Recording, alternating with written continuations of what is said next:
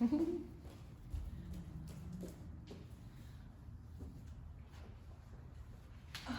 that's so cozy. Just move like this. Okay, perfect.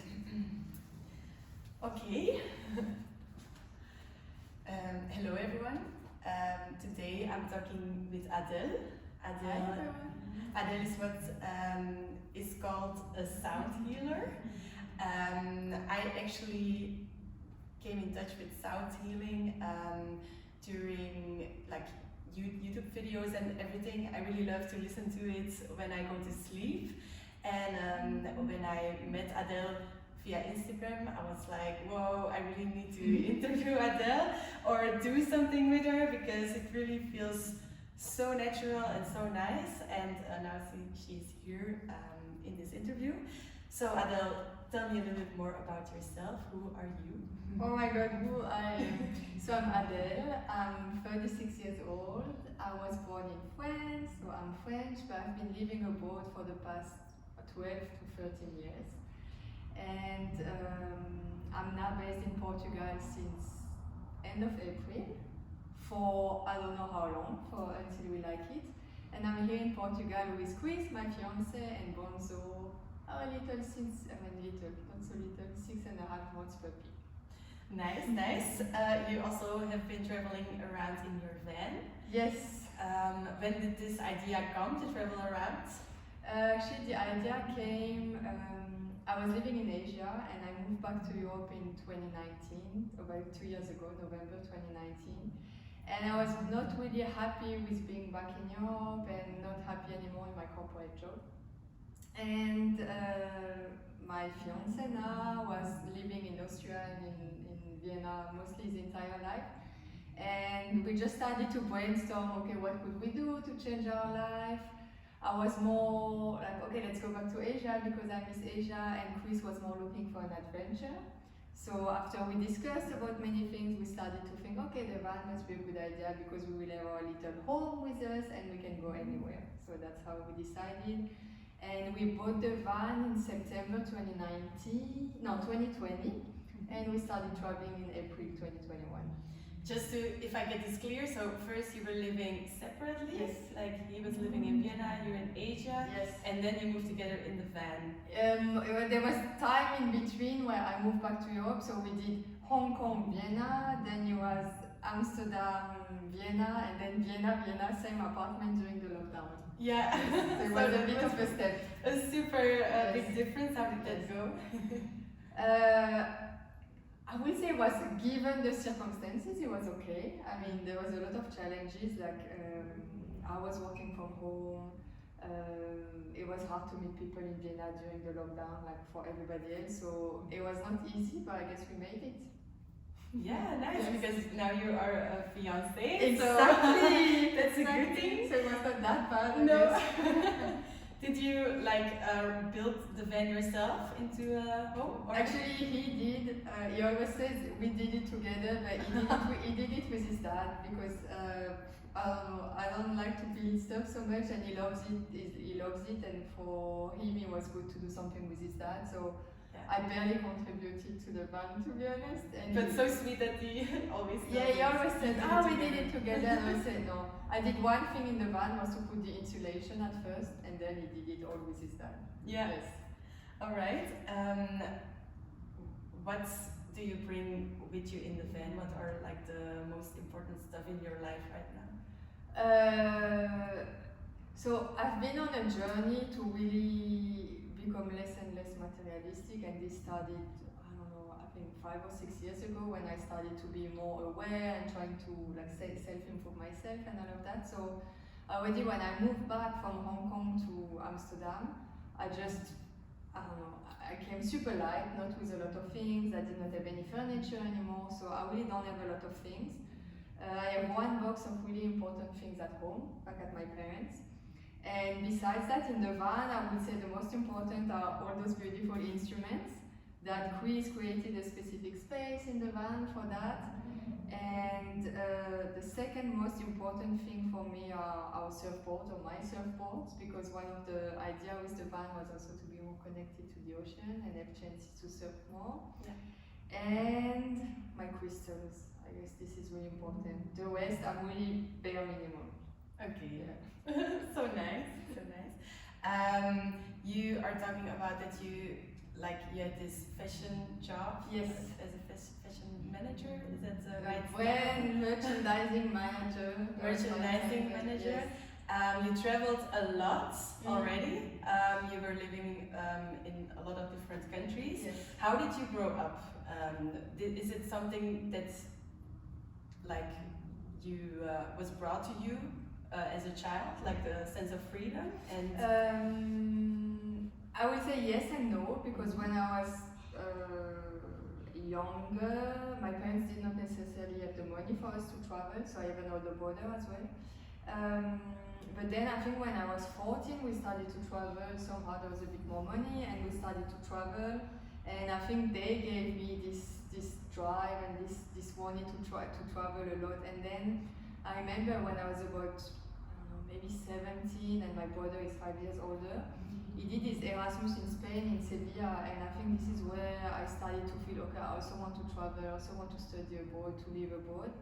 And then I left home, I was about 17, and since then I was just exploring different places and all of that. And it's hard for my mom because she's a mom, so she's always like, oh, my little girl, although I'm not so little anymore. But my dad loves it because it just sees it as an opportunity to travel all the time to different places. Yeah, because he comes and visits you. Exactly, they come and visit, and then they discovered Hong Kong, they went to, everywhere I've been. They didn't come to Portugal yet, but very soon. And they never stopped me from doing anything, so maybe that's why this sense of freedom, and they always supported me in all my decisions, so I guess this is where it's coming from. Yeah. Okay, so you actually never had certain doubts or fears while living abroad or while living a nomadic lifestyle? Yes and no. So when I was moving during my studies, I was at an internship and all of that. Then when I was relocating for my job, it was always easy in a way because the company will relocate you, they pay for you, they support you in finding an apartment. So it's, from a practical point of view, it's pretty easy, although it's exhausting. But I've been having doubts more in the sense of, okay, since I travel so much, I was not able to really build true friendships and all of that, so I have a bit friends everywhere but nowhere. But this never kept me away from moving and going to other places because I'm more keen on meeting new people, discovering new culture than just being in one place. So.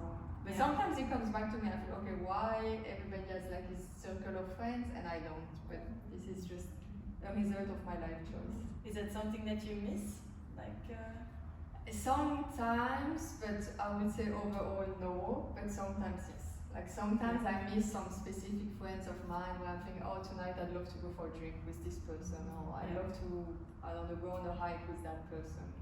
But overall I'm fine because I'm quite, I'm also very independent, also in my relationship. I'm really independent, or we are very independent, so no, but sometimes it would be nice for sure. Yeah. To meet them for dinner or something. Yeah, okay. But then you just call them or you... Yeah, no, I'm bad with phones, so not really. So I just lose touch and then if I see them tomorrow, it's going to be like always and like before. Yeah, okay. Did you have certain dreams as a child? Not that. I asked my mom, funny enough, a few years ago, I asked her, do you remember what I wanted to, or what I liked to do when I was a kid? And I just know that I was always very creative. And I always liked to do some drawings, and I loved cooking, and I was always into sports and being outside or outdoor. And my mom always said that I love to jump into the water. And but I didn't have any specific dreams really. Yeah. As far as I can. Also, not where you would see yourself in a job, a certain job, or nothing. Totally. No, I wanted to be a cook for a while, but then I don't know, somehow it did not happen. And then there was this time because I was doing a lot of sports. I was doing track field, and I was pretty good at it, or really good at it. And there was this time in high school where or before high school, where I thought, okay, should I put all my energy into that and do a high school related to sports as well? But back then I was not 100% sure, and not really supported by my parents back in the days for this choice, so I just went to something random. Yeah. Yeah. Okay, and then you landed into the fashion industry. Yeah. Can you tell me a little bit about that job that you did back then? Yeah, so I mean, I studied business, so I have a master. I did a master in a business school, and also totally randomly. I mean, yes and no, because I always loved clothing, and when I was younger, I had a lot of clothes, and I was buying the latest trend and all of that. So I had this sense for fashion, and I always loved clothes. Now I still like clothes, but in a different way. They are not so important to me anymore. But I guess that's why I ended up in the fashion industry, and everything just grew organically because I started my internship at the end of my studies was in the fashion industry, then obviously the next job and the next job and the next job. So I was doing what is called brand merchandising. So it's basically being responsible for a collection that you need to bring to the market to deliver the best business that you can, basically. And it's a nice job because you are in touch with really different people. You work with design, with product development, with marketing, with sales. So this is the part that I loved about this job, was the cross-functional work and team. That was really nice. Okay, how did your week look like when you were working there? Like, how many hours per week did you work? It really depends. The busiest time of my life was when I relocated to Hong Kong, because on a professional note, it was really busy. It was building a new team, implementing processes that I was learning in Europe before, implementing them to the Asian team and to the Asian organization. So I was super busy. I was working like crazy hours. And on top of that, Hong Kong is a city. We always say New York is the city that never sleeps, but I really think it's Hong Kong. It's amazing, but it's so overwhelming because there's light, sounds, everything is open all the time. So I was in a time of my life where I was working a lot, partying a lot, drinking a lot as well, which is really not me, but maybe I needed this at this point of my life. So my week were like work hard, play hard. It was really that. But then it changed. It started to shift, and I opened myself to other things. I stopped partying. I started to work a bit less. So it was nice, especially in Hong Kong. I did a lot of outdoors.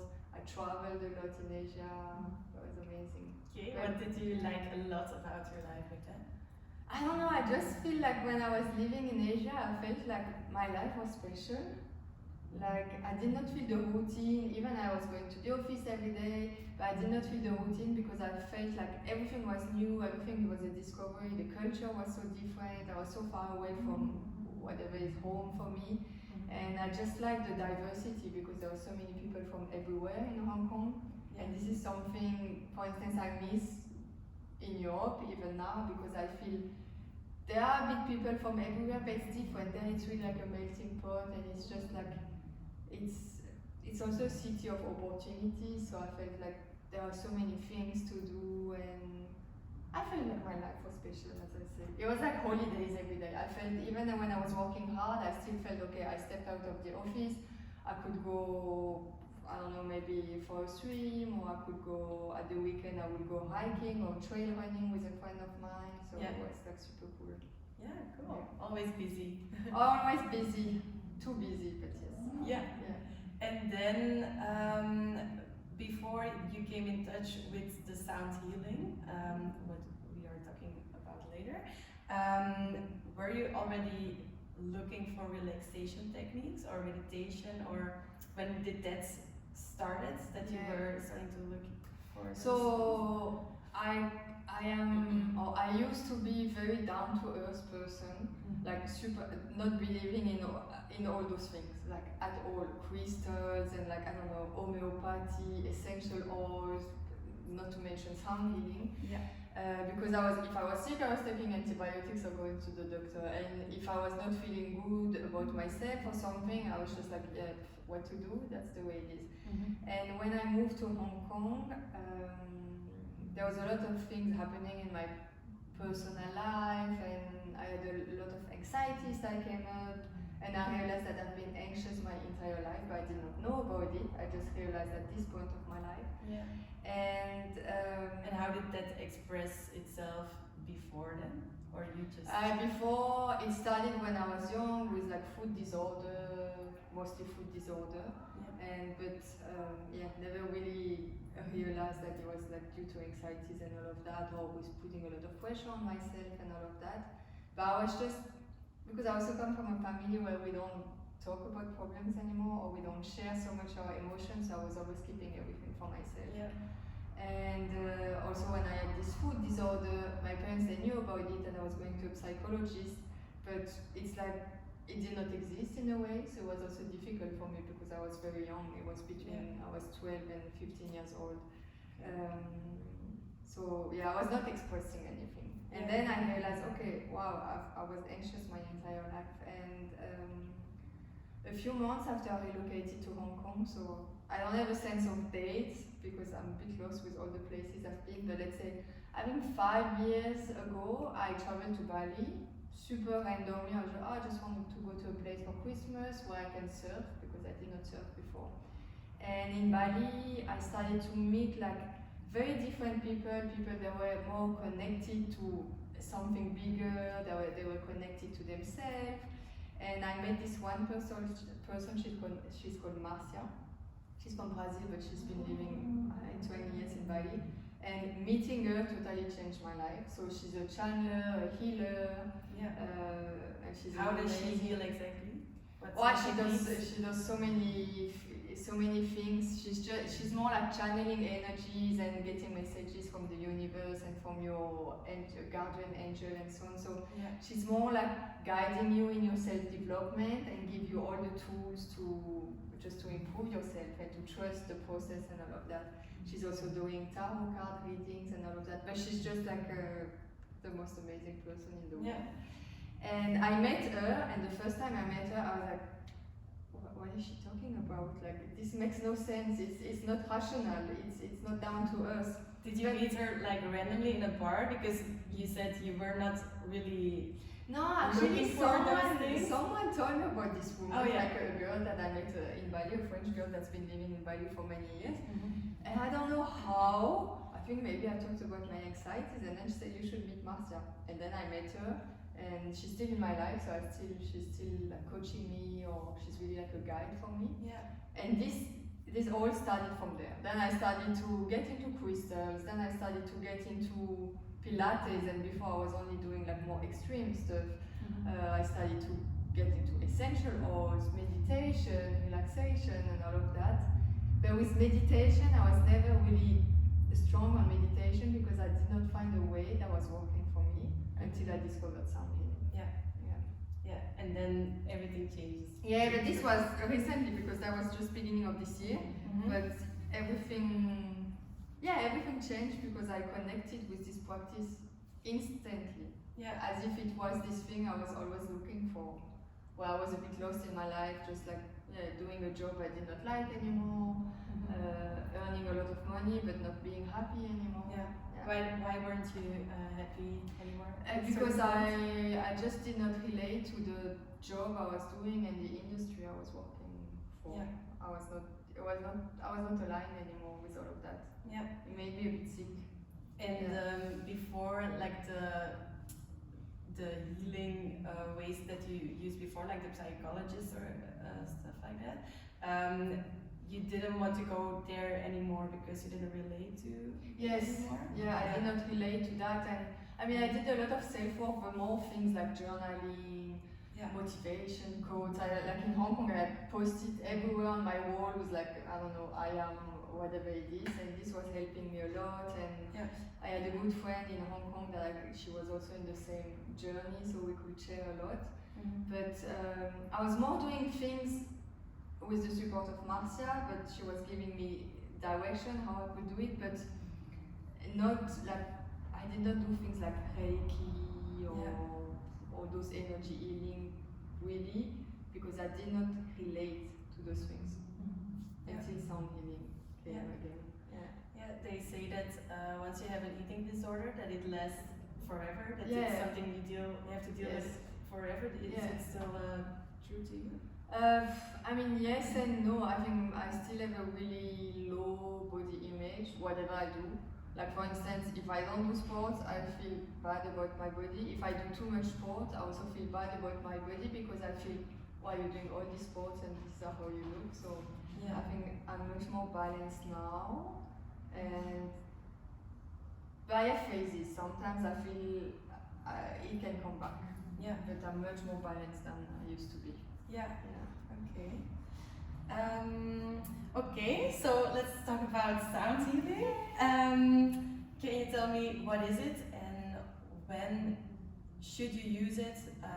Yeah, I'm just gonna let you do the what talking. is sound healing? So sound healing is a very old practice that is basically using the sounds as well as the vibration as a way to heal and to balance your body. So by bodies I mean your physical body, your mental body, your emotional body, as well as your energetical body. So you know when, for instance, you listen to music and there's a song and you feel, wow, this is super uplifting, or wow, this song is making me sad. So we all know that there's really a power to sounds. And basically sound healing is the same way. It's just using all those beautiful sounds to create a safe space, and it's slowing down your brain waves, so it's allowing you to reach a state of meditation. Okay. And allowing you to just surrender, relax, and let go of anything you need to let go of. Okay. And I see a lot of instruments here. Yes. What are these bowls, for example, made of? Those are a combination of plenty of material. So there is copper and all of the materials, for instance, some silver and all of that. And they are handmade in Nepal, and I got them from my beautiful teachers in Dubai. They source them there, they select them themselves, so they do the full selection of the 7 bowls, and those 7 bowls are 10 kilos, just to give you an idea.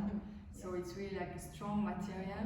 Yeah. And they are connected to some of our chakras, so we have more than 7 chakras, but those are connected to our 7 chakras, so from the root chakra all the way to the crown chakra. Yeah, so how do I have to imagine this if you, how do you say it? Hit a certain ball, then what happens? If you, for example, hit a small ball? So all those sounds, so each ball is linked to those, they are called Tibetan balls or singing balls sometimes, because you can make them sing. Yeah. And they have a certain frequency that is resonating with your own body frequency. So some of the sounds are here to give you a feeling of, for instance, being grounded. And the sound is connected to your root chakra.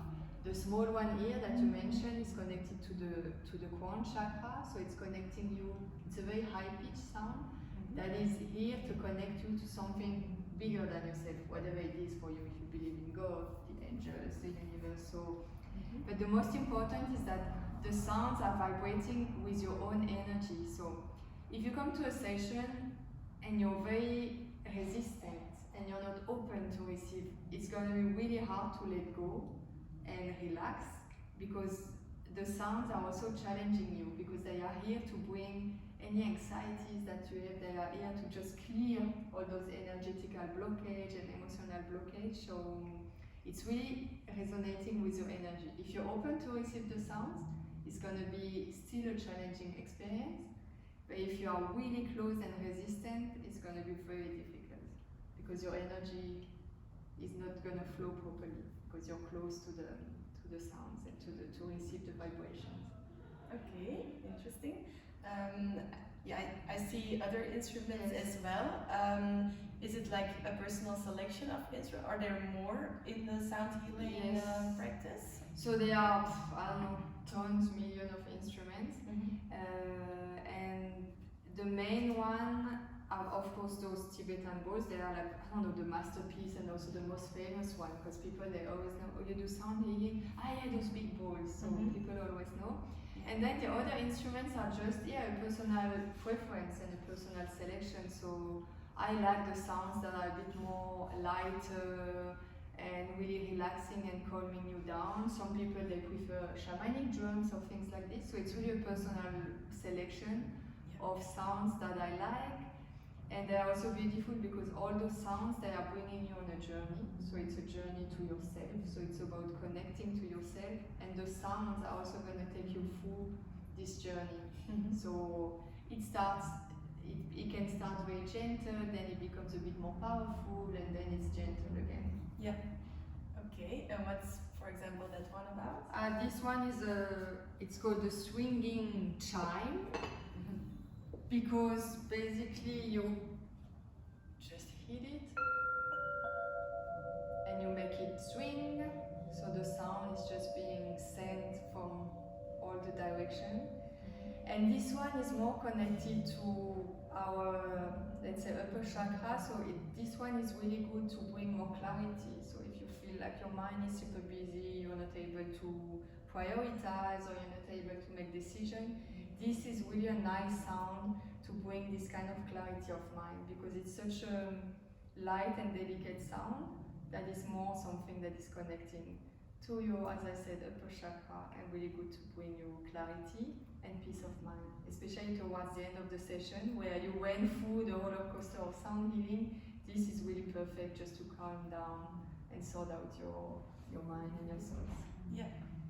Okay, beautiful. And what about this one? This is another chime. And this is actually made in France, and it's really beautiful. It's in bamboo. And there are 4 of them, but I'm just using one for now. It's really pretty. Yes. And they are connected to the different elements. So you've got water, air, fire, and earth. And they make different sounds. And this one that I picked is it's air. I don't know, I just thought when I tried them all, I thought it was the sound I could relate the most to. Yeah. And this one I love to use just at the end of the practice, when people are just opening their eyes and connecting to the physical space again. Amazing. And this one? Are those shells? Or? Yeah, this one actually I don't know the name of this one, but it's not shells, it's like some beans.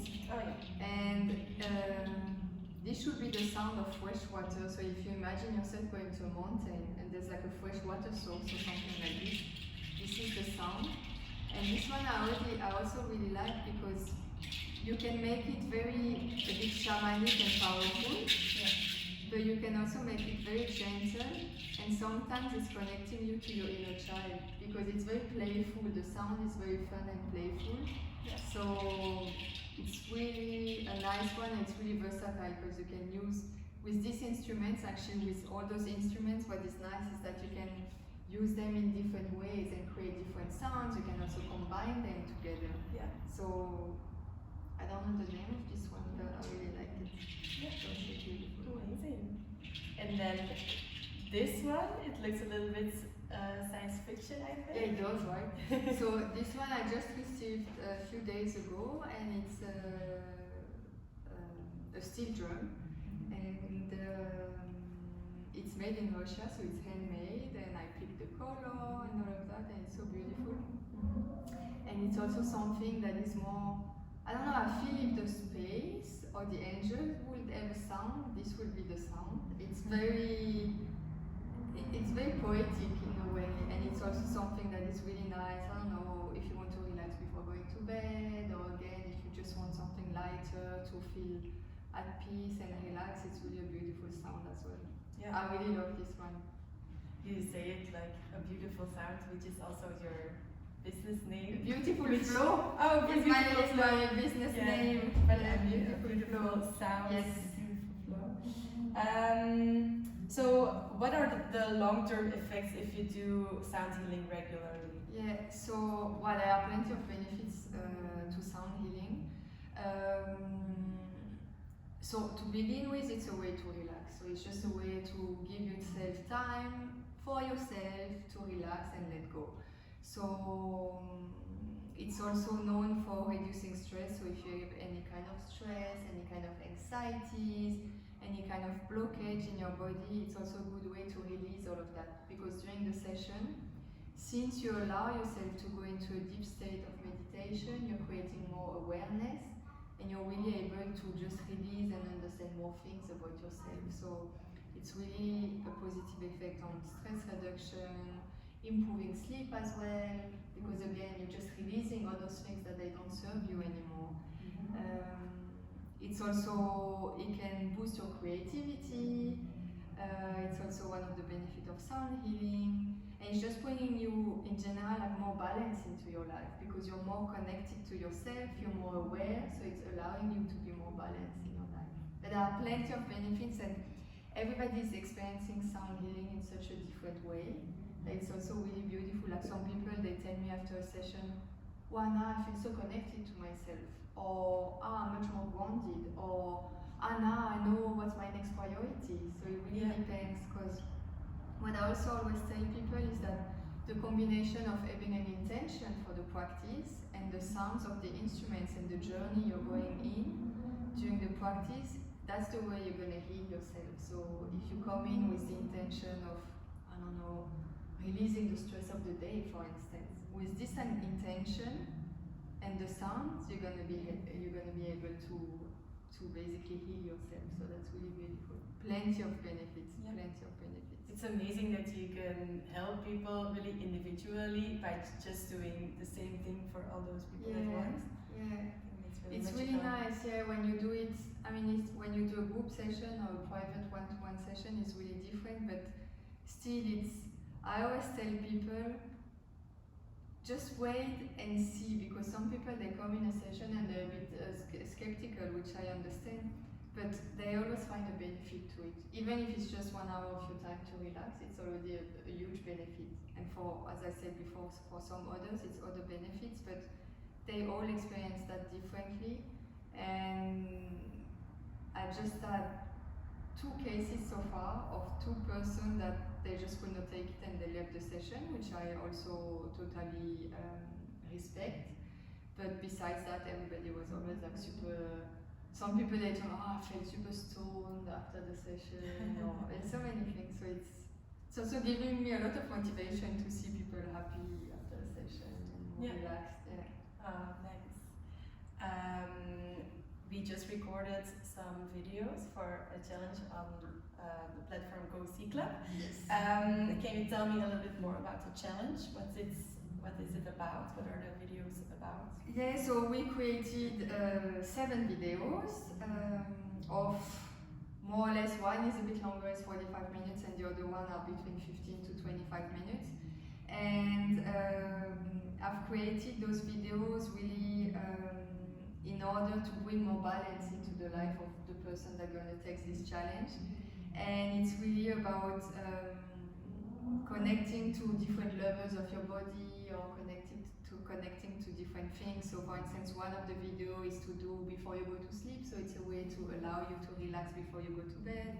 Another one is to kick off the day, so a way to energize your mind and your body before going for your day. So it's really just 7 videos that have been created specifically for the platform around different topics, but really with the idea to create a space for the people to just relax, let go, release, enjoy and receive beautiful sounds and healing energies.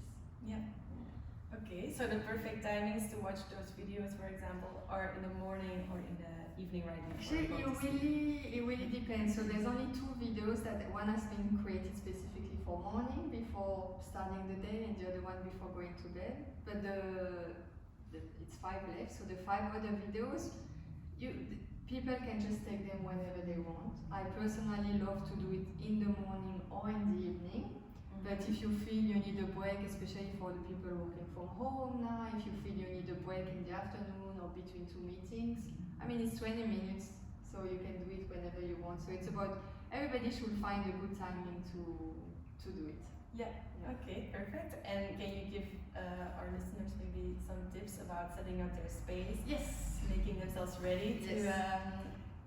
So it's really important to create a space where you feel good and you feel safe. So try to find a quiet space at home, making sure that nobody is going to disturb you for those 20, 25 or 45 minutes.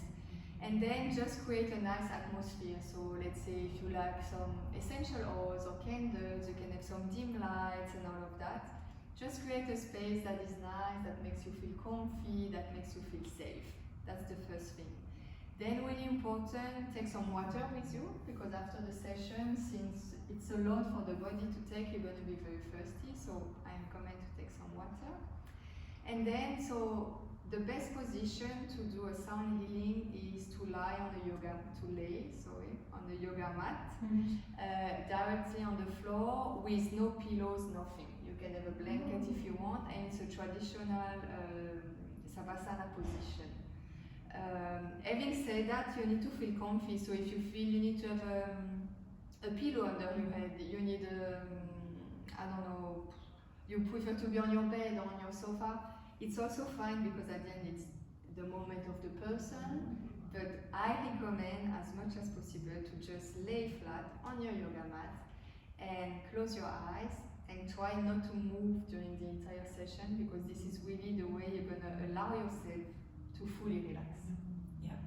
And last but not least, make sure your phone is on plane mode. Oh yeah. So if you can take the session from the laptop, maybe it's better, and then put your phone on plane mode. Yeah. And also just making sure there will be sounds around, maybe a car is passing by, maybe a kid is screaming, but just take this as part of the journey. So again, no resistance, it's just about being present, enjoying the moment, receiving and opening your heart to receive, and relaxing and enjoying. Okay, super nice. Let me check. You live this nomadic lifestyle. You left your job, which gave you a lot of security, for adventure. Can you tell us now that you have a stress-free life? Actually, I don't have a stress-free life. I think this is the misconception, and it's also the misconception I had for myself and for these changes, because there's other stress that are coming. So the first one is the lack of financial stability and security that I had before. And before, I never had to ask myself, I mean, I've been saving money for this journey, obviously, but it's different. I don't have any income every month like I used to have before, knowing that every month I will have this amount on my bank account. So the lack of stability is also challenging.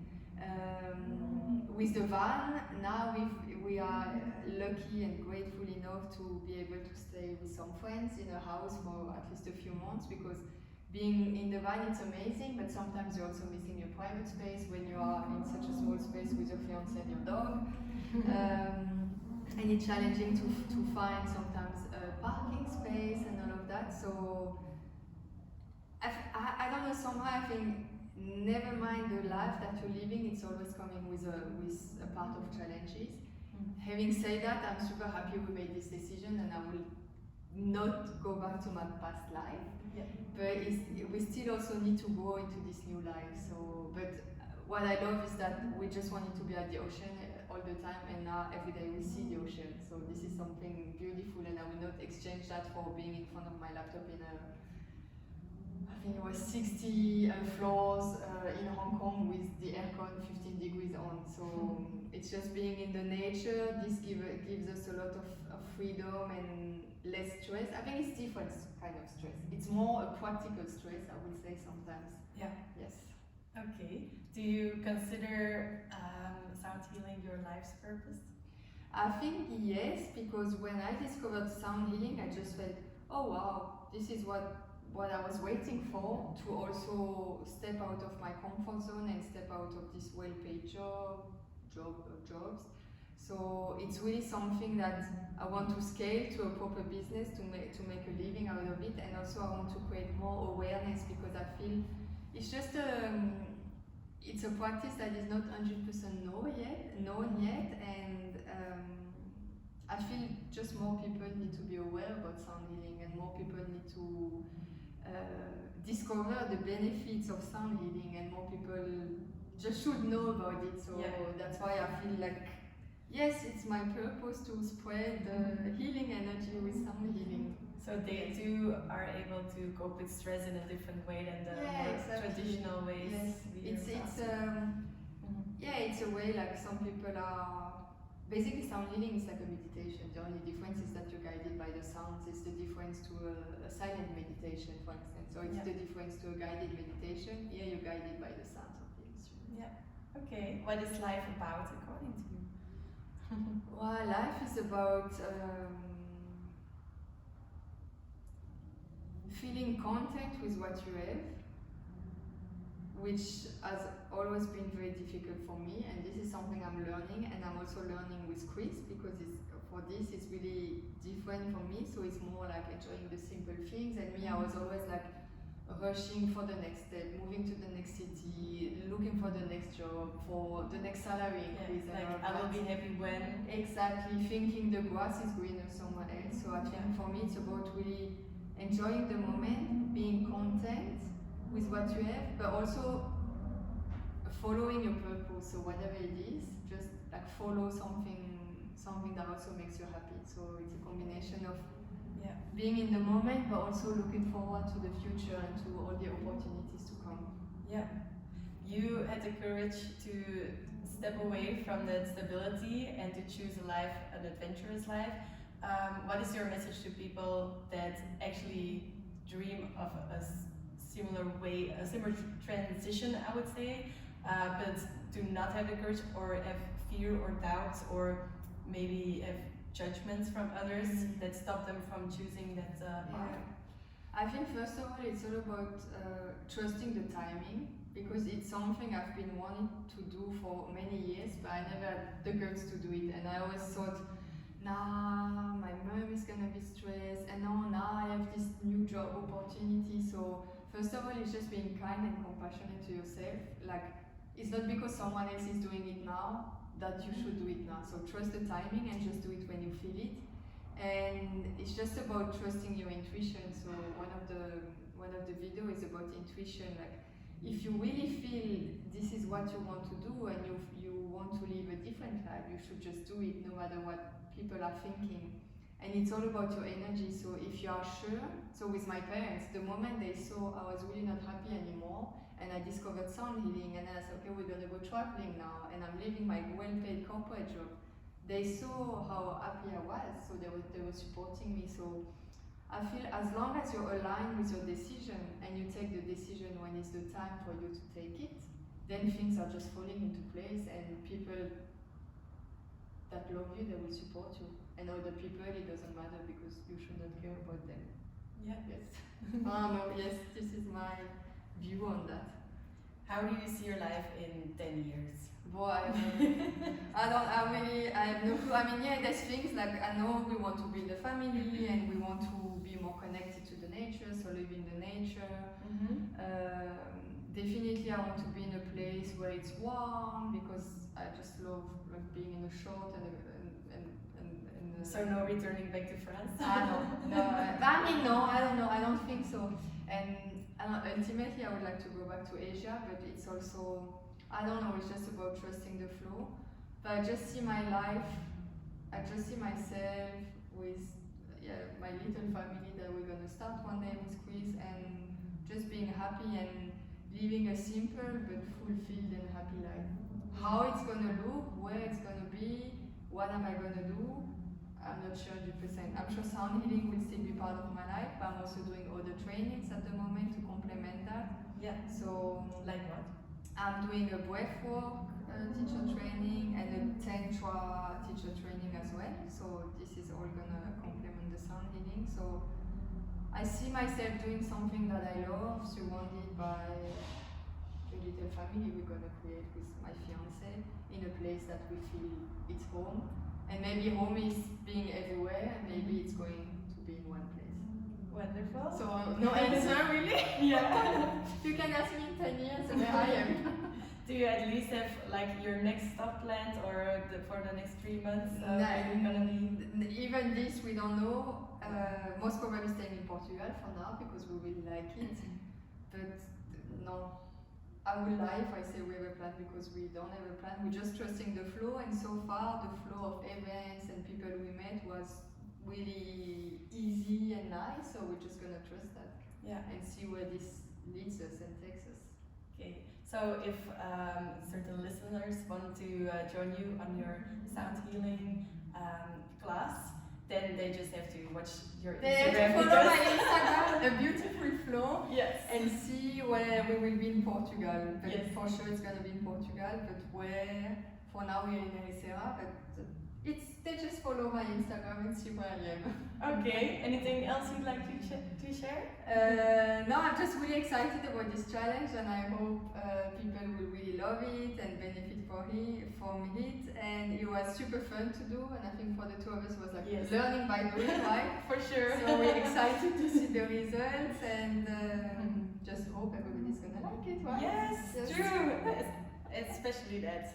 Okay, thank you so much for the interview, for the challenge, for your company, for the co-creation. I really enjoyed it. Me too. And okay, see you around. See you. Nice, thank you so much. So we did everything. What time is it? Because Woof, it's almost 6. oh shit, then we need to unpack.